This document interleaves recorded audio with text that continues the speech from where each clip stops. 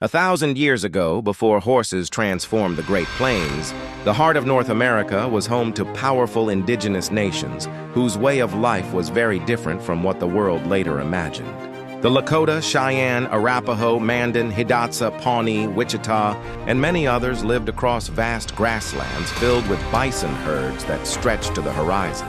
But before the arrival of horses in the 1500s, hunting and travel were done on foot. This meant their societies were organized around seasonal movement, close cooperation, and deep respect for the land. The Mandan, Hidatsa, and Arikara built permanent earth lodge villages along the Missouri River. These round, dome-shaped homes were strong enough to last for decades and stood in clusters that formed thriving trade centers. They grew corn, beans, and squash and traded food, pottery, and tools with distant tribes.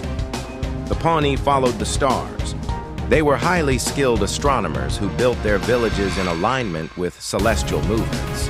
Their ceremonies were tied to the constellations, especially the morning star, which guided planting seasons and spiritual life. Meanwhile, the Lakota and Cheyenne moved seasonally, setting up teepees made of bison hides that could be carried on wooden sleds called travois. These early Plains peoples hunted bison by running alongside herds on foot or channeling them into wooden corrals and cliffs in carefully planned communal strategies.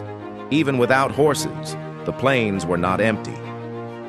They were connected by long-distance trade routes that stretched across the continent. Seashells from the Pacific, copper from the Great Lakes, obsidian from the Rockies, and pottery from the Southwest all moved through these networks. Spiritually, the plains were alive with meaning. Every animal and force of nature had a spirit. Ceremonies like the sun dance, sweat lodges, and storytelling kept traditions alive across generations. When horses finally arrived around the early 1500s, these nations already had rich cultures, political systems, and deep knowledge of the land. The horse changed their world, but it did not create it. It enhanced a civilization that had already stood strong for centuries.